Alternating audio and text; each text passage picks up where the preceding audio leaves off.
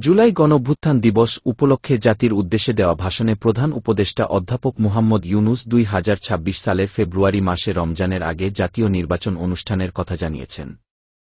আজ মঙ্গলবার রাতে জাতির উদ্দেশ্যে ভাষণে প্রধান উপদেষ্টা বলেন, অন্তর্বর্তী সরকারের পক্ষ থেকে আমি প্রধান নির্বাচন কমিশনারের কাছে চিঠি পাঠাব যেন নির্বাচন কমিশন আগামী রমজানের আগে ২০২৬ সালের ফেব্রুয়ারি মাসে জাতীয় নির্বাচন আয়োজন করেন। প্রধান উপদেষ্টা বলেন, এবার আমাদের সর্বশেষ দায়িত্ব পালনের পালা। নির্বাচন অনুষ্ঠান। আজ এই মহান দিবসে আপনাদের সামনে এ বক্তব্য রাখার পর থেকেই আমরা আমাদের সর্বশেষ এবং সবচাইতে গুরুত্বপূর্ণ অধ্যায়ে প্রবেশ করব।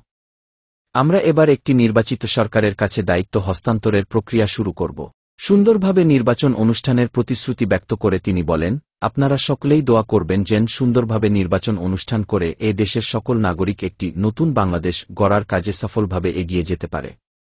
আমরা সরকারের পক্ষ থেকে এই নির্বাচন যাতে সুষ্ঠু, শান্তিপূর্ণ এবং উৎসবমুখরভাবে সম্পন্ন করা যায় সেজন্য সকল প্রকার সাহায্য সহযোগিতা প্রদান করব। তিনি বলেন, এবারের নির্বাচন যেন আনন্দোৎসবের দিক থেকে, শান্তিশৃঙ্খলার দিক থেকে, ভোটার উপস্থিতির দিক থেকে, সৌহার্দ্য ও আন্তরিকতার দিক থেকে দেশের ইতিহাসে স্মরণীয় হয়ে থাকে সেজন্য সকল আয়োজন সম্পন্ন করতে আগামীকাল থেকে আমরা সকলেই মানসিক প্রস্তুতি ও প্রাতিষ্ঠানিক আয়োজন শুরু করব।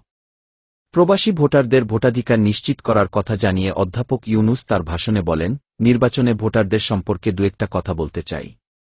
এবার আমরা প্রবাসী ভোটারদের ভোট দেওয়ার আয়োজন নিশ্চিত করতে চাই। তিনি বলেন, অর্থনৈতিক দিক থেকে সম্পূর্ণ বিধ্বস্ত বাংলাদেশ যে আবার দ্রুত ঘুরে দাঁড়াতে পেরেছে তার বড় কারণ হল আমাদের রেমিট্যান্স যোদ্ধাদের ঐতিহাসিক অবদান। নির্বাচনে তাদের অংশগ্রহণ নিশ্চিত করার জন্য নির্বাচন কমিশন প্রস্তুতি নিচ্ছে। নারী ভোটাররা যেন দেশের সর্বত্র নির্দ্বিধায় আনন্দোৎসাহ সহকারে ভোট দিতে পারে এটা নিশ্চিত করতে চাই।